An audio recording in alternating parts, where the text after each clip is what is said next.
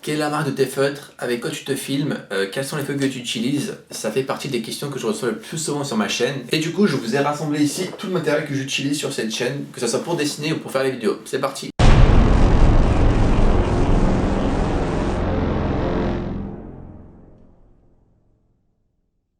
Bonjour et bienvenue pour cette nouvelle vidéo. Alors je vais vous présenter tout ce que j'utilise comme produit pour réaliser mes vidéos, pour réaliser mes dessins, pour réaliser tout ce que je fais sur cette chaîne. D'abord commencer par le plus important, la caméra. Donc, voici ce que j'utilise pour filmer mes dessins. C'est un iPod de 6ème génération, film en HD. C'est avec cet iPod là que je fais les photos, que je fais les films.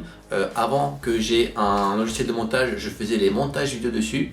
Également, je fais les lives avec ça. Et sinon, je me filme avec ce caméscope. Donc, c'est un Panasonic HDC. Donc, comme caméra, j'utilise donc l'iPod 6 et un caméscope. Comme ordinateur, j'ai ceci. Donc, ça, c'est un ordinateur portable de la marque Acer. C'est un Acer V Nitro. C'est le Black Edition. Il est plutôt bon. Il est très silencieux. Donc, ça, c'est cool. L'écran peut s'ouvrir, genre un peu comme. Genre, il s'ouvre vraiment bien.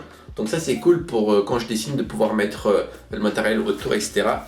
Je monte mes vidéos avec Adobe Premiere Pro et je fais les miniatures avec Photoshop. Également j'utilise Photoshop pour faire les dessins en digital et j'utilise notamment cette tablette graphique de la marque Houillon pour faire les dessins comme le dessin de Broly que j'avais fait ou encore le dessin que j'ai colorié récemment de Goku. Sinon comme trépied, voici ce que j'utilise comme trépied. Donc là j'ai un tout petit trépied. Ça sert de mettre l'iPod ici, comme ceci, et je peux filmer en accrochant l'iPod à des endroits pour avoir plusieurs angles de vue. Sinon, j'ai cet autre trépied. C'est un trépied un peu comme l'autre, mais il est un peu plus grand. Et pareil pour celui-là, j'ai acheté un petit module avec, sur lequel on va pouvoir placer ici l'iPod. Voilà comment est-ce que je fais mes lives. Donc, je pose ça sur ma table, et ensuite ici, on peut régler l'angle de la caméra, et c'est comme ça que je fais mes lives en posant donc l'iPod ici. Je charge l'iPod parce que sinon il se déchargerait en moins de 5 minutes. Et voilà comment est-ce que je pose. Maintenant je vais vous montrer comment est-ce que je filme de haut mes dessins pour ma chaîne YouTube. Alors pour les vidéos de la chaîne YouTube, pour filmer de haut, en fait donc je mets le caméscope que j'utilise, je le mets sur le trépied en enlevant le module qui permet de filmer avec l'iPod. Donc je le mets sur ce trépied là. Et en fait le trépied, je vais venir le mettre ici, vous voyez, sur ma lampe. Donc j'ai une lampe comme ça avec un grand pied.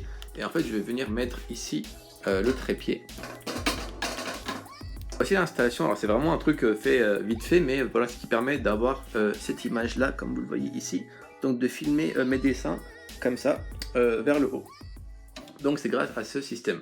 Voilà, c'est quelque chose de très rudimentaire. Dès que je le pourrai, j'essaierai de me fabriquer un propre bras pour pouvoir avoir cet angle de vue. Et sinon j'utilise ce trépied là que j'ai acheté à la Fnac pour une vingtaine d'euros. C'est quand je fais mes facecam et que je vous parle, en fait, donc je pose le caméscope sur ce trépied. Donc voilà, c'est vraiment quelque chose de fait en plastique, mais bon, pas besoin d'acheter un truc hyper cher pour un trépied quoi. Et maintenant en parlant un peu de tout le matériel d'art que j'utilise. Alors on va commencer par ici. Donc là j'ai de la peinture acrylique, donc c'est la marque Liquitex. Je ne les ai pas encore utilisés, en fait je les utilise actuellement pour un projet, donc vous allez bientôt pouvoir voir sur ma chaîne une vidéo où je les utilise et du coup vous allez pouvoir en juger. Mais voilà, c'est une très bonne marque. Pour la peinture à l'huile, voici ce que j'utilise comme marque, donc c'est la marque Crea et j'utilise ça comme médium. Donc c'est donc de l'huile qui permet de sécher plus rapidement, parce que je sais pas si vous savez, mais une peinture à l'huile ça met des semaines à sécher et grâce à cette huile là ça sèche beaucoup plus rapidement. J'utilise des pastels secs. Voici ce que j'ai fait comme dessin avec ces pastels là. Donc c'est un dessin de Griezmann.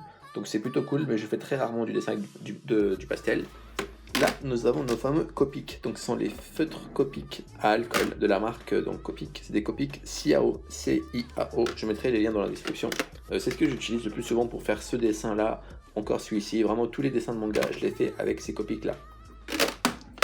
Et comme feutre à alcool, j'utilise une deuxième marque, donc c'est la marque Pro Marker. Donc pour l'instant j'ai tout ça, et j'espère pouvoir me refaire d'autres stocks parce qu'il manque quelques couleurs. La différence entre les Copic et les Pro Marker, c'est qu'on a beaucoup plus de nuances chez les Copic, mais je ferai une vidéo pour vraiment les comparer les deux et que vous puissiez avoir un avis vraiment objectif sur ces deux feutres. J'ai également des feutres aquarellables, donc ce sont des feutres que vous pouvez venir estomper avec de l'eau, et pour ça vous pouvez utiliser ce genre de pinceau. Donc c'est des pinceaux avec un réservoir d'eau. En gros vous remplissez d'eau ici, vous appliquez le feutre et vous venez après dégrader ou estomper, peu importe ce que vous voulez faire avec ces pinceaux là.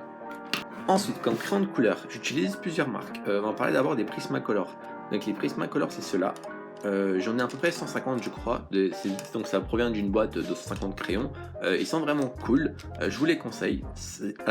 Les crayons Prismacolor sont moins chers que les crayons de Faber-Castell, les polychromos, et font un aussi bon résultat. J'ai d'ailleurs fait ce dessin là avec des Prismacolor de Transformers, j'ai également fait ce dessin là avec ces Prismacolor, et vraiment ils sont cool et moins cher que les polychromos. Les polychromos, ça ressemble à ça. Des polychromos, j'en ai pas beaucoup, parce qu'à chaque fois je les termine, mais donc voici à quoi ressemble un Faber-Castell polychromo. J'en ai un en blanc, j'en ai beaucoup en noir, comme vous les voyez, tout ça là c'est des polychromos. Ça c'est pas un polychromo, et ça c'est un Prismacolor. Également, j'ai pour faire les couleurs de peau, j'utilise que des polychromos en général, donc c'est la base en général que j'utilise comme couleur pour les polychromos. Ça, c'est des Faber-Castell aussi, mais c'est pas des polychromos, c'est des Faber-Castell en fait classiques. Alors ça, c'est des Faber-Castell classiques. C'est avec quoi j'ai commencé et je vous recommanderais, et c'est ce que je recommande aux gens qui veulent commencer. Donc une boîte de 36 Faber-Castell classiques coûte à peu près une vingtaine d'euros, et avec ces crayons de couleur par exemple qui coûtent que 20 euros, et bien j'ai fait ce dessin là. Et franchement, ils sont hyper cool. C'est le bon compromis pour commencer, je pense, à dessiner avec des Faber-Castell classiques. Ensuite, donc là, j'ai les crayons blancs. Donc les crayons blancs, ils servent quand même malgré ce que l'on peut penser, et je vous montrerai à quoi ils servent d'ailleurs plus tard dans la vidéo. Ça, c'est les polychromos qui me permettent de faire donc les couleurs pour les visages. Les deux fameux stylo bic qui me permettent de faire les dessins avec les stylo bic, comme vous avez déjà pu le voir. Ça, c'est mes crayons pour faire les croquis. Donc un crayon porte-mine comme ça et un crayon HB simplement, mais vous pouvez prendre ce que vous voulez. Là, c'est les crayons noirs. Alors les crayons noirs, c'est très important. Chaque dessinateur qui se respecte doit avoir au moins une dizaine de crayons noirs chez lui, parce que c'est ce qu'on utilise le plus. Alors moi, j'adore utiliser donc la marque Faber-Castell en polychromo pour les crayons de couleur noire, parce qu'en fait, c'est ceux dont la noirceur est le plus fort, je trouve. D'autres crayons de couleur noire, en fait, quand vous coloriez, ça donne pas vraiment un noir foncé, alors que là, on a vraiment un noir foncé sombre. Donc c'est ce que je recommande. Par exemple, là, j'avais d'autres noirs, par exemple celui-ci est beaucoup plus sombre que celui-là, et voilà, en gros ça je les garderai pas, parce que j'utilise presque jamais, parce que le noir de ces crayons là est beaucoup plus noir que celle-ci. Ta crayon, j'utilise celui-là. Alors il a pas de nom, enfin s'il a un nom, c'est le JPC. Il est vraiment pas mal, il permet de tailler les crayons de cette manière là, donc voilà, ça enlève assez de bois, et la pente est assez pointue, donc celui-là est vraiment pas mal comme taille crayon. Ensuite, là, ça c'est tous mes feutres noirs. Alors, les feutres noirs, je l'utilise pour faire les contours, pour remplir quelques parties. C'est vraiment important. J'en ai pas mal parce qu'il y a plusieurs tailles différentes. Ceux-là, c'est les plus petites. En plus petite taille, j'utilise du 0,05 et ça peut monter. Pour celui-ci, je crois, c'est le plus large. Voici à quoi ressemble la tête. Donc voilà, c'est vraiment large. Ça, c'est quand je veux colorier en général avec ça. Sinon, j'ai un feutre noir ici pour mangaka. En fait, c'est un feutre un peu en tête de pinceau, ce qui permet d'avoir, lorsqu'on est très vertical comme ça, d'avoir un point très fin, et lorsqu'on est un peu plus penché, d'avoir des traits assez larges. Donc ça, c'est assez cool. On n'a pas besoin de changer de feutre, on peut faire plusieurs tailles de traits différents avec un seul feutre. Donc ça, c'est plutôt cool. Donc voilà pour les... je vous mettrai tout ça en description. Ensuite, là, nous avons les blancs. Alors, j'ai commencé à utiliser ces blancs là, puis je suis passé au Posca blanc. Donc ça permet d'avoir des effets de relief, comme par exemple sur ce dessin là de lèvres que j'avais fait. Vous voyez l'effet de brillance que j'ai, et bien c'est fait avec ces blancs là. Donc il coûte à peu près 1 euro, je crois. Donc celui-ci il a une tête comme ça, donc c'est un peu comme si c'était un stylo, mais ça met du blanc, un peu comme le Tipex. Ah bon, d'ailleurs je suis du Tipex, mais bon, ça c'est beaucoup plus précis, et j'ai encore plus précis, donc c'est des Posca blancs comme ça. Et c'est un peu comme un marqueur, donc c'est vraiment cool pour faire les effets de brillance, c'est ce que je vous recommande. Ensuite, en crayon à papier, j'utilise ici la marque 40H. Ça c'est pour faire tous mes portraits en noir et blanc. Par exemple, le portrait de Rihanna ou encore celle d'Adèle, eh bien, ont été faits avec ces crayons à papier là. Là c'est du 3H, j'utilise du HB, du 3B, ça c'est du combien? Ça c'est du 6B, et ça c'est du 9B. Donc celui-là c'est le plus gras, donc le plus foncé, et ça c'est le moins gras, donc le moins foncé. Et voilà ce que j'utilise pour faire les portraits en noir et blanc, que j'estompe avec ça. Donc ça c'est des estampes, ça permet de faire des dégradés ou de pouvoir atténuer en fait les coups de crayon. Quand on met un coup de crayon, le trait est trop fin, du coup pour pouvoir l'élargir et l'estomper qui s'estompe quoi, vous pouvez utiliser plusieurs choses. Vous pouvez soit utiliser votre main, mais c'est pas très précis. Vous pouvez utiliser des estampes en papier, vous pouvez utiliser un pinceau, ou encore un estompe de professionnel. Moi ce que j'utilise le plus, je fais un mélange en fait entre le pinceau, pour vraiment avoir quelque chose de très propre, je trouve vraiment que le pinceau permet d'estomper de la manière la plus propre possible. Les estampes papier, c'est pour estomper des grandes surfaces, parce que estampe pinceau, ça va beaucoup moins vite que les estampes papier, et ça c'est pour estomper dans des zones hyper foncées. Les estampes en plastique comme ça, en caoutchouc plutôt, ça permet d'estomper dans des endroits plus sombres. Pour ce qui est de la gomme, voici ce que j'utilise comme gomme. J'utilise ça depuis à peu près 8 mois maintenant. Et c'est, je trouve, la meilleure gomme qui existe parce que ça ne laisse aucun résidu. Quand on gomme avec une gomme normale, eh bien on a plein de résidus, on est ensuite obligé d'étaler les résidus et des fois ça nous arrive de tacher notre dessin. Là, grâce à ça, il n'y a pas de résidus, ça absorbe le carbone des crayons à papier et du coup bah tout s'efface sans qu'il y ait de résidus, sans que vous ayez appuyé hyper fort. Et le truc qui est ouf, c'est que vous voyez cette partie là, je l'ai découpée de ce carré il y a 8 mois et jusqu'à maintenant j'utilise encore et c'est pas encore usé, donc c'est hyper cool. Et sinon pour gommer dans des endroits hyper petits, voici ce que j'utilise.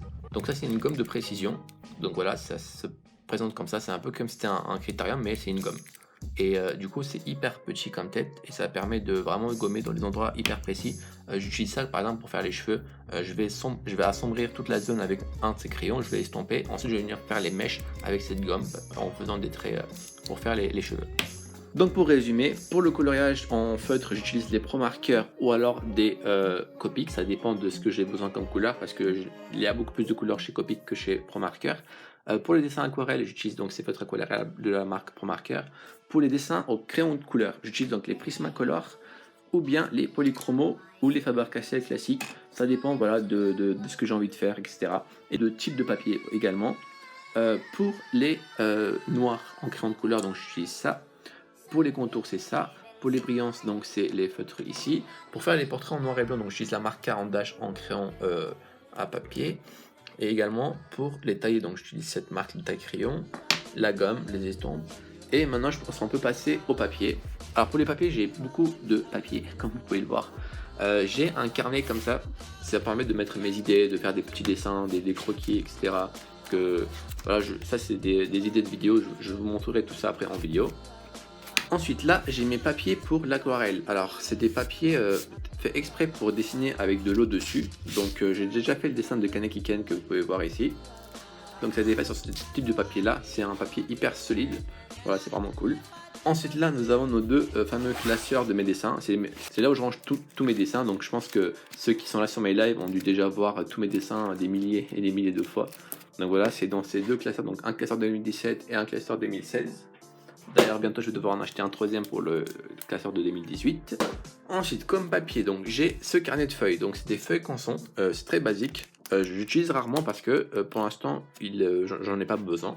Mais donc voilà ce que j'utilise comme papier. Il m'arrivait de faire quelques dessins, c'est vraiment propre comme feuille. Là j'ai les feuilles de la marque Pro Marker. Donc des feuilles que j'utilise environ pour faire tous mes tutoriels. C'est des feuilles donc, qui acceptent pas mal le feutre à alcool. Ça use moins les feutres à alcool, donc c'est les feuilles que j'utilise le plus pour mes tutoriels. Je les trouve pas parfaits, mais ils sont toujours meilleurs que les feuilles layout. Alors je sais pas si vous connaissez, sûrement quand on vous a déjà conseillé de prendre des feuilles layout. Alors je déteste les feuilles layout. Donc voici les feuilles layout, c'est les feuilles que tout le monde dit qu'il faudrait acheter pour faire les dessins avec des feutres à alcool, mais je ne les aime pas du tout. J'ai déjà fait plusieurs dessins avec des feutres à alcool. Déjà il faut savoir qu'il y a deux sens, c'est-à-dire que si jamais là on sortait une feuille et qu'on l'a posée quelque part et que vous ne retrouvez plus le sens, et eh bien ça ne marchera pas, donc ça c'est chiant. La feuille est hyper légère, c'est-à-dire que vous pouvez l'abîmer très facilement. Il m'est arrivé d'abîmer une feuille juste en la tenant un peu fort comme ça. Donc c'est des feuilles hyper fragiles. Du coup moi au début j'utilise comme brouillon. Donc j'utilise voilà, ces feuilles layout comme brouillon. Donc vraiment c'est ce que je ne recommande pas. Je vous recommande plutôt de prendre ce type de feuilles si vous faites pas mal de dessins sur avec des feutres à alcool. Ensuite on passe à mes feuilles que j'utilise le plus souvent. Les feuilles que j'utilise le plus souvent c'est cette feuille là. Donc c'est des feuilles Bristol de la marque Conson. C'est hyper lisse comme surface, c'est du 250 grammes. La feuille est vraiment solide et je trouve que c'est une meilleure qualité. Donc si je pouvais vous recommander un type de feuille, prenez ces feuilles là, c'est les meilleures je trouve. Et la plupart de mes dessins sont faits sur ces. D'ailleurs quand j'ai des commandes de dessins autres, je les fais en général sur ces types de feuilles. Là, on a des feuilles tonne tan. Alors, c'est un type de. Donc, c'est des feuilles marron. Elles sont vraiment pas mal. Alors, j'utilise rarement, mais j'aimerais vraiment pouvoir les utiliser beaucoup plus souvent. C'est juste que j'ai pas le temps, mais j'adore ces feuilles. Et d'ailleurs, j'avais fait un dessin de Bob l'éponge sur cette feuille. Et en fait, c'est sur cette feuille que vous allez pouvoir utiliser les crayons blancs. Regardez. Vous voyez, un crayon blanc ça sert. C'est pas juste pour décorer, donc voilà, ce genre de feuille, vous pouvez utiliser des crayons blancs dessus. Et ça c'est mon ancien cahier de dessin, j'ai retrouvé, je me suis dit vas-y je vais le montrer. Un dessin que j'avais fait il y a 5 ans, ça c'est un dessin que j'avais fait il y a 2 ans, 3 ans. Pour ceux qui reconnaissent, je sais pas s'il y a des gens qui reconnaissent, mais je suis sûr qu'il y a des gens qui reconnaissent. Donc voilà, c'est vraiment un ancien dessin, que je faisais pas mal de dessins dessus. Et voilà, peut-être que je vous montrerai un jour mes anciens dessins moi. Donc voilà un carnet comme ça. Également, j'ai un grand carnet de feuilles aquarelles. Donc ça, c'est pour utiliser, encore une fois, donc de la peinture à eau sur ces feuilles. Mais moi, en général, j'utilise ce type de feuilles pour faire tout et n'importe quoi. Là, un jour, j'avais une idée, c'est de créer un bonhomme qui avait plein de choses dans sa tête. Et voilà ce que ça donne. Donc voilà, j'utilise ce carnet-là pour faire ce genre de projet. Et ensuite, en A3, parce que jusqu'à maintenant, toutes les feuilles que je vous ai montrées, c'était du A4. En A3, j'ai ce grand carnet de feuilles. Alors, c'est le même que ce que je vous ai montré tout à l'heure, mais là, c'est en grande taille, donc c'est en A3. Et pareil pour les constants Bristol, je l'ai en A3 également. Ça me permet de faire des grands posters des fois. J'avais fait le dessin de Harley Quinn dessus, par exemple. Et donc voilà, je l'ai également en grande taille. Donc voilà, je vous ai tout montré, vraiment tout ce que j'utilise, je l'ai montré ici. Moi j'ai une question à vous poser, en fait j'aimerais faire des vidéos plus précises sur ce que je viens de vous montrer. Et donc dites-moi sur quel produit que je vous ai montré vous aimeriez voir une vidéo plus précisément en fait. Parce que là je vous ai juste présenté les objets sans vous montrer ce qu'ils faisaient réellement. Donc dites-moi en premier ce que vous aimeriez voir comme vidéo, sur quel type d'objet que vous préférez voir, ce que font les copies, ce que font les pro-marqueurs, ce que font les crayons de couleur, ce que font les feuilles. Donc voilà, dites-le moi. Donc merci d'avoir regardé la vidéo, je vous dis à très vite, n'oubliez pas de dessin c'est la vie. We never gonna die. I just wanted you to know.